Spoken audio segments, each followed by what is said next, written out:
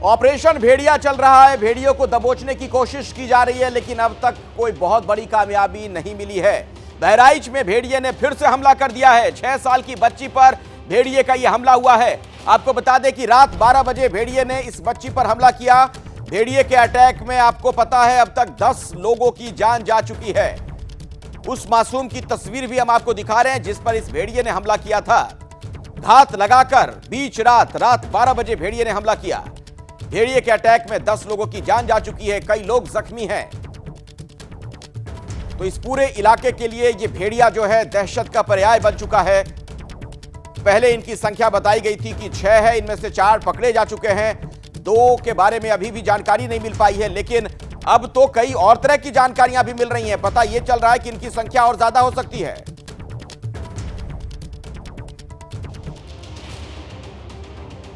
तो भेड़ियों का आतंक, और इस आतंक की वजह से इस पूरे इलाके में लोग सहमे हुए हैं, डरे हुए हैं, और लगातार कोशिशें की जा रही हैं वन्य विभाग की तरफ से भी। न सिर्फ वन विभाग की तरफ से बल्कि लोकल जो स्थानीय पुलिस है उसकी मदद ली जा रही है, लेकिन अब तक कोई बड़ी सफलता नहीं मिल पाई है। इन भेड़ियों के आतंक से लोगों को अब तक मुक्ति नहीं मिल पाई है। आदमखोर भेड़ियों की देखिए अगर बात की जाए तो इनका जो आतंक देखने को मिल रहा है, अब तक 10 लोगों की जान जा चुकी है। और सबसे बड़ी जो लोगों की चिंता की बात है वो ये है कि इनके निशाने पर छोटे बच्चे होते हैं, चूंकि वो टारगेट एक तरीके से कमजोर होता है। जो मासूम बच्चे होते हैं वो अपनी जान बचाने के लिए उस तरीके से भाग नहीं पाते हैं जिस तरीके से बड़े लोग भाग सकते हैं, या फिर उन पर उस तरीके से हमला नहीं कर पाते हैं जो बचाव में बड़े लोग करते हैं। इसलिए ये मासूम बच्चे ज्यादा इन भेड़ियों के निशाने पर आते हैं। मैं अब आपको बहराइच सीधे लिए चलता हूं। मेरे सहयोगी विवेक श्रीवास्तव वहां पर मौजूद हैं, जो कि लगातार वहां से आप तक खबर पहुंचा रहे हैं। संजय त्रिपाठी भी मेरे साथ लखनऊ से जुड़ चुके हैं, उनके पास भी मैं आपको लिए चलूंगा। लेकिन विवेक, बहराइच में अब क्या चल रहा है? क्या किसी तरह की कोई सफलता मिल पाई? जो बताया जा रहा था कि कुछ भेड़िए अभी पकड़े जाने हैं, क्या पकड़ा गया उन्हें? देखिए अखिलेश, मैं अपने बात की शुरुआत 2 चीज़ों से करता हूं। सबसे पहले तो आप वो जो कह रहे थे कि भेड़ियों की जो संख्या बताई जा रही है वो ज़्यादा है, मैं डे 1 से कह रहा हूं। 3 दिन मुझे यहाँ पर हो चुके हैं लगातार। कल मैं 15 से 20 किलोमीटर पैदल घूमा हूँ इस इलाके में, कि भेड़ियों की संख्या ज़्यादा है तो है। अब आइए दूसरी बात पर, जो आप ये कह रहे थे कि अब क्या चल रहा है। जो चल रहा है ना बहराइच में, वो ना देखा जा रहा है ना सहा जा रहा है। लोग दहशत में रहते हैं। जो कल रात को हमला हुआ है वो 6 साल की बच्ची ऐसे ही सो रही थी और फिर वो आया और उस पर अटैक किया। आप देखेंगे जितने भी ये हमले हो रहे हैं सबके यहाँ पर गले पे निशान है। गले पे निशान पे पहले क्या करता है, वो गला पकड़ता है और वहां से ये खून चूसने लगता है जो भी भेड़िया आता है। पहली बात तो ये। दूसरी बात ये कि कल जिस वो 3 साल की बच्ची को वो उठा के लेके गया था ना, मैंने उसके फुटेज देखे हैं। पहले मैंने आपको बताया था, कल शाम 4 बजे जब आप शो कर रहे थे, मैं यहाँ से लाइव जुड़ा था, मैंने आपसे कहा था कि वन विभाग के अधिकारी ने मुझे बताया अपने नाम नहीं बताने के नाम पे कि वो खा रहा था, ड्रोन कैमरे में कैद हुआ था। वही चीज़ कल रात को जब मैं उस गांव में गया था, उनके परिवार वालों और अड़ोस पड़ोस के लोग से बात कर रहा था, वो बता रहे थे और उसके मैंने फुटेज देखे। वो तस्वीर तो हम नहीं दिखा सकते, लेकिन मैं उसको कर रहा हूँ डिस्क्राइब। पहले उसने यहाँ हमला किया था, साफ खून दिख रहा था। उसके बाद वो दोनों हाथ खा गया था और दोनों पैर खा गया था उस छोटी सी बच्ची को। ड्रोन जब लोगों ने हल्ला किया और ड्रोन जब खेत में उड़ाए गए तो ऊपर से दिखा कि वो गन्ने के खेत में बैठ के उसे और खा रहा था। झुंड में खाए जा रहे थे उसको। और फिर जब उसने ड्रोन की आवाज़ सुनी तो वो वहाँ से भागे। मतलब अब वो इतने अलर्ट हो गए हैं भेड़िए कि अब ड्रोन से वो, मतलब जब ड्रोन की आवाज़ सुनते हैं तो वो दूसरे इलाके में भाग जाते हैं। और ये जो है ना, ये रक्त बीज की तरह बढ़ते जा रहे हैं। क्योंकि पहले एक शिकार करके अगर वो ले गया तो सबने, क्योंकि ये झुंड में शिकार करते हैं, तो झुंड में शिकार करने के बाद वो खून चख लेते हैं और उसके बाद वो फिर चारों अलग अलग शिकार पर निकलते हैं, अलग अलग गांव में हमला करते हैं। फिर वो चारों अगर कहीं से शिकार ले जाते हैं तो उनका जो ऐसे ही लगातार बढ़ता जा रहा है और इस तरीके से आतंक बढ़ रहा है। मैं आपको दिखाऊं, एक रिपोर्ट मैंने और की है। कल रात के 2 बजे मैं जाग के रिपोर्ट कर रहा था। यहाँ कई जो भौगोलिक स्थिति, मैं आऊंगा विवेक, ये भी आपसे हम जानेंगे। जो जानकारी आप हम तक पहुंचा रहे हैं उस पर आगे हम बातचीत करेंगे। लेकिन एक बड़ी खबर आ गई, दर्शकों को बता दें कि उत्तर प्रदेश में आदमखोरों के आतंक पर एक बड़ी खबर है। सीएम योगी ने अफसरों को निर्देश दिया है कि जरूरत पड़ने पर आदमखोर को गोली मार दी जाए। तो यूपी में इन आदमखोरों का आतंक इतना बढ़ चुका है कि अब मुख्यमंत्री की तरफ से यह निर्देश अफसरों को दिया गया है कि जरूरत पड़ने पर इन्हें आप गोली भी मार सकते हैं। प्रशासन पूरी तरीके से अलर्ट नजर आ रहा है। खुद मुख्यमंत्री इस मामले में जानकारी ले रहे हैं। मैं संजय त्रिपाठी के पास आपको लिए चलता हूं, मेरे सहयोगी लखनऊ से मौजूद हैं। लखनऊ, कुल मिलाकर ये देखने को मिल रहा है कि यहां पर ये पूरा सरकारी अमला अलर्ट है, लेकिन इस बीच एक और बड़ी खबर आपको बता दें कि दरअसल यूपी के बहराइच में भेड़िए के आतंक जारी है। भेड़िए लगातार हमले कर रहे हैं और वन विभाग और सरकार सोई हुई नजर आ रही है। भेड़ियों के हमलों के बीच यूपी के वन मंत्री अरुण कुमार का अजीबोगरीब बयान सामने आ गया। उन्होंने दावा किया कि इस साल के मुकाबले पिछले साल ज्यादा मौत हुई थी। इस साल हालात पिछले साल के मुकाबले बेहतर हैं। सवाल ये उठ रहे हैं कि सरकार को क्या अभी और मौत का इंतजार है? और हफ्ता भर बीतने के बाद भी अब तक 2 आदमखोर भेड़िए क्यों नहीं पकड़े जा सके हैं? पिछले साल के मुकाबले स्थिति बेहतर है।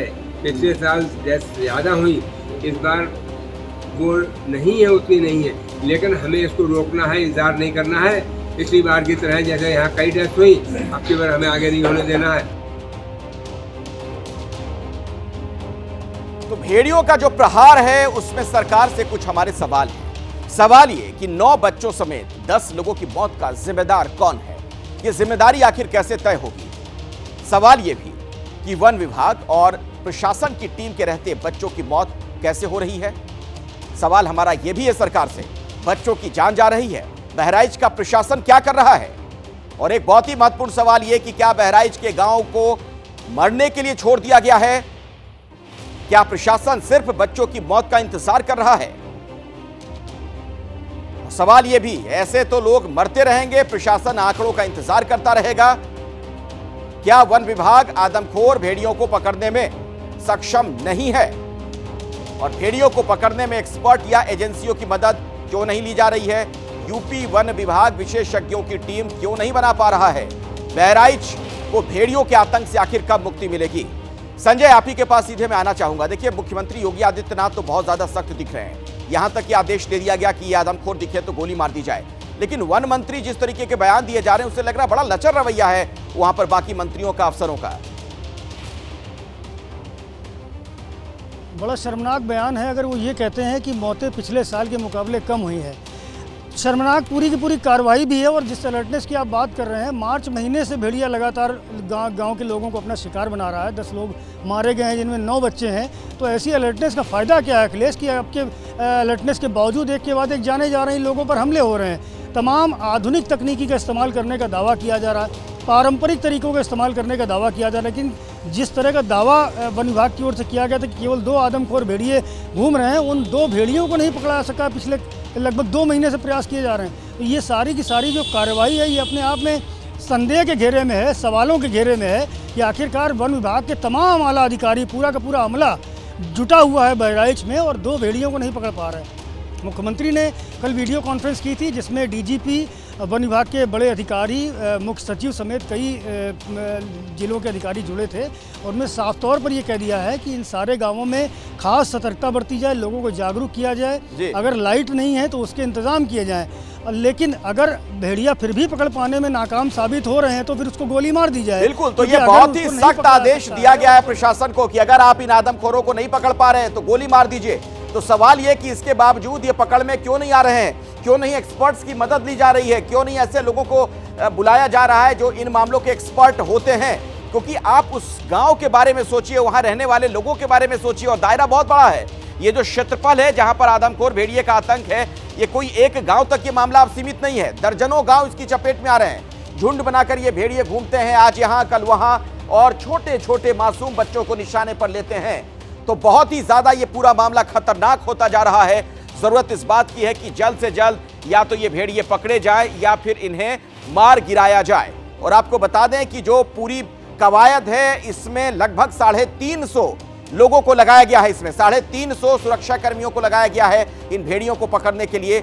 लेकिन अब तक उस तरीके की कोई कामयाबी नहीं मिल पाई है जिसकी उम्मीद की जा रही है। भेड़िए के आतंक से बहराइच में कई गांव के लोग परेशान हैं। इलाके के विधायक सुरेश्वर सिंह हाथ में बंदूक लेकर गांव-गांव का दौरा कर रहे हैं। संवाददाता विवेक श्रीवास्तव ने विधायक से बात की, उनसे पूछा आखिर लोग इस तरह खौफ के साये में कब तक रहेंगे। मैं बहराइच के नौवन गरेठी गांव में हूं। इस समय सुरेश्वर सिंह जो बीजेपी के विधायक हैं वो आए हैं इस गांव में लोगों से मिलने के लिए, गांव का दौरा करने के लिए। वो अंजलि के घर पे भी गए थे और कुछ दिनों पहले आपने देखी होगी एक विधायक जो खुद से अपनी राइफल लेकर शिकार करने के लिए निकले हैं, तत्पर हैं, लोगों के बीच आ रहे हैं। जरा इनसे बातचीत कर रहे हैं। क्या चल रहा है आपके विधानसभा क्षेत्र में? हमारे विधानसभा क्षेत्र में 17 जुलाई 2024 से अनवरत भेड़िए के हमले हो रहे हैं और 4 भेड़िए पकड़े जा चुके हैं। अनुमानतः 2 या 3, ज़्यादा से ज़्यादा 3 और नहीं 2 भेड़िए। मुझे इस बात से आपत्ति है, ये जो यहाँ का जो रेंजर है, अजीत नाम है उनका, मुझे उनके भी डीएफओ जो हैं उनके और ऐसे सभी लोगों के बात से आपत्ति है जो कह रहे हैं कि 3 है। कैसे पता लगा सकते हैं कि 3 है? उनका रंग अलग अलग है, आदमी तो है नहीं कि बोले कि इनको पकड़ लिया उनको पकड़ लिया। हो सकता है वो ज़्यादा है, झुंड में वो उनका एक ग्रुप होता है और जब शुरू में देखे गए थे तो 6 या 7 देखे गए थे और वही ग्रुप है जो बार बार कहीं भी हमला करता है। उसके बाद सिसैया चूड़ामण में एक नानकार है जहां उनकी मान थी और बग्गर के गांव में 2 जगह में से एक जगह कहीं भी शिकार करके वहां जाते हैं। अब उन्होंने 2 ठिकाना और बना लिया है। हर साल तो ही होता आज है ना? से नहीं, हर साल नहीं होता है। तो हमारी ऐसी घटनाएं तो इलाके में हुई जाती ना है। करीब 20 साल पिछले साल भी ऐसी घटना हुई थी गांव पिछले साल फरवरी में मात्र 2 घटनाएं घटी थी जिसमें एक की लाश मिली थी, एक की लाश नहीं मिली थी। तो उसको तो हम एक ही मानेंगे कि जानवर से खाया गया है। इसके पहले 20 साल पहले तक तो ऐसी कोई घटना नहीं। अभी बस ये क्यों घटनाएं प्रधान बहुत ज़्यादा जी? इसके पहले तो कोई घटनाएं हुई नहीं यहाँ पे, कोई घटना नहीं है इसके ऊपर। आप क्या कर रहे हैं? हम लोगों को जागरूक कर रहे हैं। रात से घूम रहे हैं? हाँ बिल्कुल। कितने बजे रात तक घूमते हैं? अब 4 बज जाता है, 4:30 बज जाता है, 3 बज जाता है। जैसे जैसे सूचनाएं मिलती हैं कि कहीं देखा गया तो वहाँ हम लोग भी भाग के पहुँचते हैं और जिधर से निकलते हैं देखते हैं कि कोई बच्चा या महिला बाहर सोई है तो उसको जगा करके घर के अंदर भेजने का काम करते हैं। मंत्रियों से बात हुई? किसी बड़े आला अधिकारी कल से वन बात हुई? मंत्री क्या आ रहे हैं फिर से। वन मंत्री से याद आया है, वन मंत्री ने तो एक बड़ा आपत्तिजनक बयान दे दिया, बड़ा बवाल मचा हुआ। क्या? वन मंत्री ने कह दिया कि जो पहले घटनाएं होती थी, जो पिछले साल घटनाएं हुई उससे कम हुई तो ये तो ठीक है। तो ये मतलब किसी की मौत को ठीक नहीं ठहरा सकते ना कि स्थिति बेहतर है। ये तो असंवेदनशील बयान हुआ। अब इस पर कल मंत्री जी आएंगे, आप मंत्री जी से बात कीजिएगा। हमारे यहाँ बेहतर व्यवस्था चले। हम चाहते हैं कि एक भी नागरिक को कोई खरोंच ना आवे। कौन सी गन है आपके पास? ये 30 है ये? हाँ मराल। अच्छा, तो इसी को लेके आप रात भर घूमते रहते अपनी टीम के साथ, जहाँ से भी फोन आता है? सुरेश्वर सिंह हैं, विधायक हैं, बीजेपी के विधायक हैं, बीजेपी की सरकार है। सवाल ये कि विधायक जी ये तमाशा क्यों कर रहे हैं? हाथ में बंदूक लेकर वो क्या कर लेंगे? उनका ये काम नहीं है कि वो इस तरीके से लोगों को बंदूक लेकर घूमे तो बचाएं भेड़ियों से, बल्कि ये जो काम है पुलिस का है, प्रशासन का है, वन विभाग के लोगों का है। उन्हें ये मुस्तैदी करनी चाहिए। इस तरह की हरकतों से कुछ नहीं होने वाला है कि भेड़िए पकड़े जाएंगे अगर विधायक जी हाथ में बंदूक लेकर अपने समर्थकों के साथ घूमेंगे। इस बीच अखिलेश यादव ने यूपी सरकार से सवाल पूछे। उन्होंने कहा कि जब विधायक भी बंदूक लेकर घूम रहे हैं तब भी लोग सुरक्षित नहीं, आखिर सरकार क्या कर रही है? उनके विधायक बंदूक लेकर के घूम रहे थे। सोचो, उनके ही विधायक अगर बंदूक लेके घूम रहे हों तो सबसे कह दो विधायक बंदूक लेके घूम रहे हैं और विभाग उन्हीं के पास है, सरकार उनकी है, उसके बाद भी लोग सुरक्षित नहीं है। किसान खेत पे नहीं जा पा रहा, गरीब के घर में घुस जा रहे हैं लोग, बच्चे तक सुरक्षित नहीं है। आखिर सरकार कर क्या रही है? सवाल यह है कि सरकार क्या कर रही है। वाकई चूंकि कई दिन गुजर गए, आप सोच रहे हैं इतने दिनों से लोगों की जान जा रही है और सबसे बड़ी चिंता की बात है कि छोटे छोटे मासूम बच्चे इन भेड़ियों के निशाने पर हैं, क्योंकि वो बहुत आसान शिकार होते हैं। 10 लोगों की मौत हुई जिनमें से 9 मासूम बच्चे हैं। 350 सुरक्षाकर्मी तैनात किए गए हैं जो जंगलों में घूम रहे हैं, लेकिन भेड़ियों का अब तक कोई अता पता नहीं चल पाया है। सरकार को लेकर अब सवाल खड़े हो रहे हैं। आप देख रहे हैं अब इसमें राजनीति भी घुस गई है। अखिलेश यादव ने सवाल पूछ दिया कि विधायक बंदूक लेकर घूम रहे हैं। आपको हमने वो इंटरव्यू भी दिखाया जिसमें उस इलाके के विधायक महोदय दिख रहे थे जो खुद हाथ में बंदूक लेकर घूम रहे थे। सवाल ये है कि क्या किसी तरह की कोई लापरवाही बरती जा रही है? क्यों नहीं ये भेड़िए जद में आ रहे हैं? क्यों नहीं पकड़ में आ रहे हैं? पहले 6 इनकी संख्या बताई गई थी, इनमें से 4 पकड़े जा चुके हैं, जबकि 2 के बारे में अब भी जानकारी नहीं मिल पाई है। तो जो तमाम जानकारियां मिल रही हैं वो भी हम आपको बता रहे हैं। कब कितनी मौत हुई है? 17 जुलाई को एक मौत हुई थी, उसके बाद 27 जुलाई को चौथी घटना सामने आई थी, 3 अगस्त को 5वीं मौत हुई थी, इसके बाद 17 अगस्त की तारीख जब छठे पर हमला किया था इस भेड़िए ने। तो आप देख रहे हैं तारीख बदलती जा रही है और कई लोगों की जान लगातार जा रही है। बंगाल विधानसभा के विशेष सत्र का आज दूसरा दिन। आपको बता दें कि एंटी रेप बिल पेश करेगी आज ममता बनर्जी। तो बहुत ही महत्वपूर्ण आज का दिन है। बस कुछ ही देर में विधानसभा की कार्यवाही शुरू होने वाली है। रेप मामले में दरअसल मौत पर सजा का प्रावधान किया गया है, मौत की सजा का प्रावधान, और प्रारंभिक जांच 21 दिनों में पूरी करने का प्रावधान रहेगा। तो एंटी रेप बिल अब पेश कर रही है सरकार। कुछ ही देर में विधानसभा की कार्यवाही शुरू होगी, उसके बाद इस बिल को सदन के पटल पर रखा जाएगा। तो विधानसभा में आज इस सत्र का जो दूसरा दिन है कई लिहाज से महत्वपूर्ण है, क्योंकि आज जो कानून लाया जा रहा है रेप को लेकर, बहुत ही सख्त कानून। आपको पता है कोलकाता में जो लेडी डॉक्टर के साथ दरिंदगी हुई, वहां पर ममता सरकार की किरकिरी हो रही है। ऐसे में आप देख रहे हैं नया कानून लाने की तैयारी सरकार की। सीधे मैं आपको लिए चलता हूं, मेरे साथ कोलकाता से मनोज्ञा लोईवाल मेरी सहयोगी मौजूद हैं। तो मनोज्ञा, कुल मिलाकर अब एक तरीके से ममता बनर्जी इस कानून के जरिए यह दिखाने का प्रयास करती हुई दिख रही हैं कि हम बहुत सख्त हैं ऐसे मामलों को लेकर। बिल्कुल सही कहा आपने अखिलेश। और मुख्यमंत्री ममता बनर्जी आज जिस तरह से विधानसभा में एक नया बिल ला रही हैं, अपराजिता नाम दिया गया है इसको, और उसके साथ जो जो परिवर्तन किए जाएंगे उसमें सख्त कार्रवाई होगी। साथ ही साथ सजा को करीब 3 से 6 महीने रखा जाएगा, और ये ध्यान रखा जाएगा कि कोई भी अगर बलात्कारी है तो उसे जितना समय मिल जाता है, क्योंकि कानूनी कार्रवाई में बहुत सारी ऐसी गतिविधियां होती है, लेकिन उसके साथ दूसरा पक्ष ये भी होता है कि अगर केंद्र ने कानून बनाया है तो उसमें राज्य सरकार द्वारा बनाया गया कानून, क्योंकि law and order state subject है, उसके बावजूद भी सवाल उठ जाते हैं कि कितना कारगर होगा ये। मैं इस समय जहां मौजूद हूं वहां पर छात्र लगातार प्रदर्शन कर रहे हैं, छात्रों का प्रदर्शन लगातार जारी है, सवाल उठा रहे हैं और स्लोगन्स दे रहे हैं। वो छात्र एक साथ यहाँ पर खड़े होकर मांग भी कर रहे हैं। कब तक जारी रहेगा ये प्रदर्शन आपका? देखिए, हम लोग क्या कहते हैं, रात से जब शाम के वक्त हम लोग लाल बाज़ार पहुँचे थे तो हमारा डिमांड सिंपल था कि हम लोग बेंटिक स्ट्रीट तक जाएं।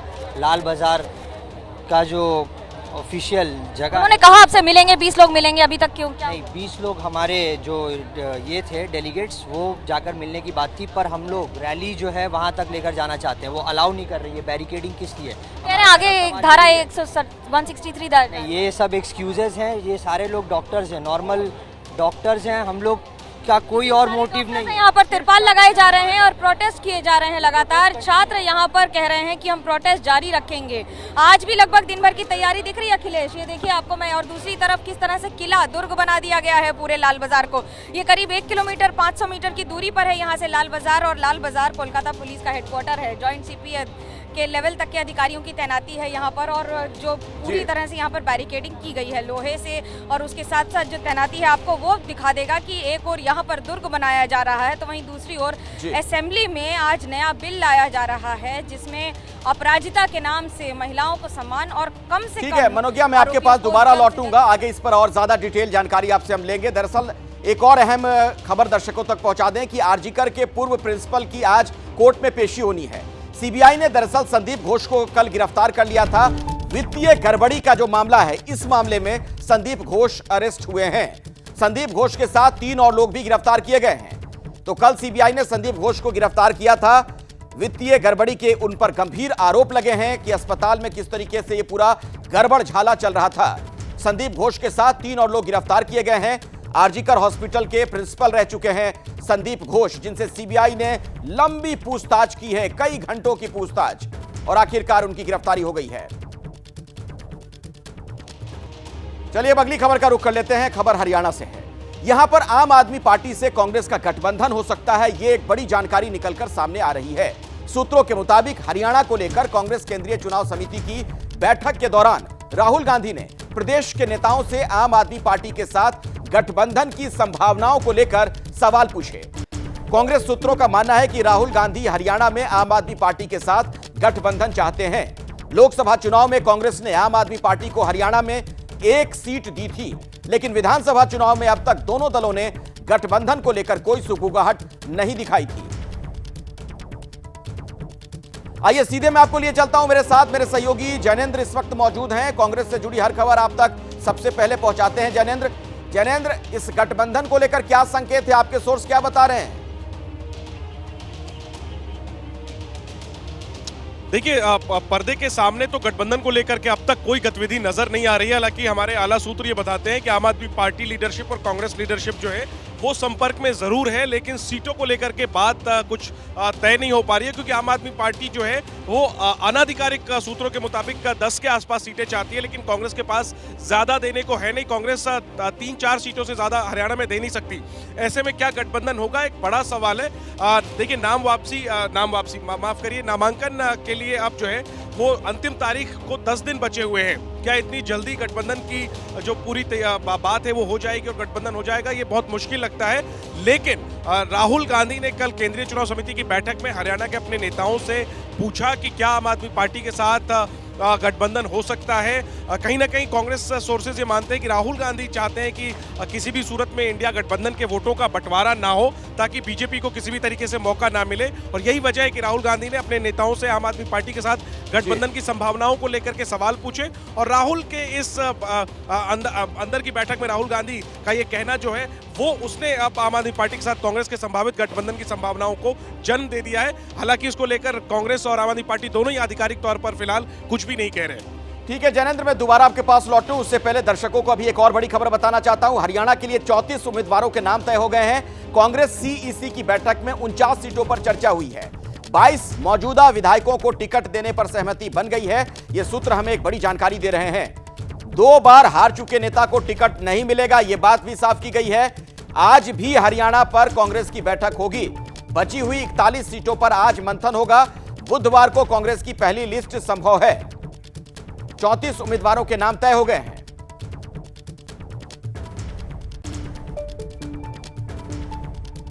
हरियाणा के लिए सेंट्रल इलेक्शन कमेटी की मीटिंग हुई। प्रदेश समिति की प्रदेश की स्क्रीनिंग कमेटी की ओर से 49 मेंबर्स की सूची प्रस्तुत की गई। उनमें से 34 का क्लियरेंस हो गया, 15 जो है उसको पेंडिंग करके कमेटी को सौंपा जाएगा। और इसके अलावा उसमें से जो क्लियर किया गया उसमें से 22 एमएलए के नाम भी क्लियर हो गए। 41 सीटें उसके बारे में भी चर्चा होगी और उम्मीद है हमारी सूची जो है मतदाता तक और कार्यकर्ता तक पहुंच जाएगी।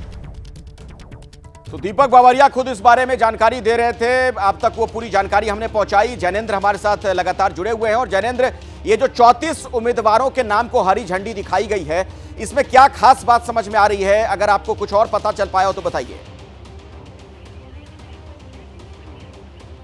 देखिए, 34 सीटों पर जो उम्मीदवार तय किए गए हैं उनमें 22 ऐसी सीटें हैं जिन पर मौजूदा कांग्रेस के विधायक हैं। फिलहाल 28 विधायक हैं कांग्रेस के हरियाणा में।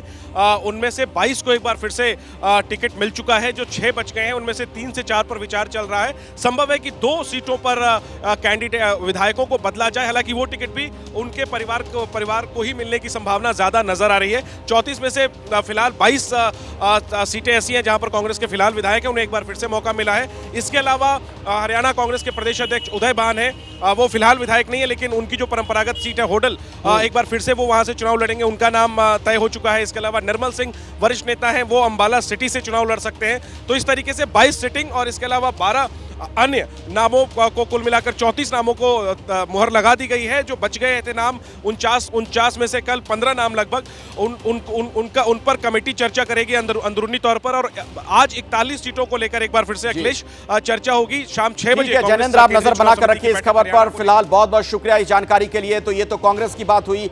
बीजेपी खेमे की बात करें तो हरियाणा के लिए आज बीजेपी की पहली लिस्ट आ सकती है। कल जेपी नड्डा और अमित शाह की एक बड़ी बैठक हुई थी।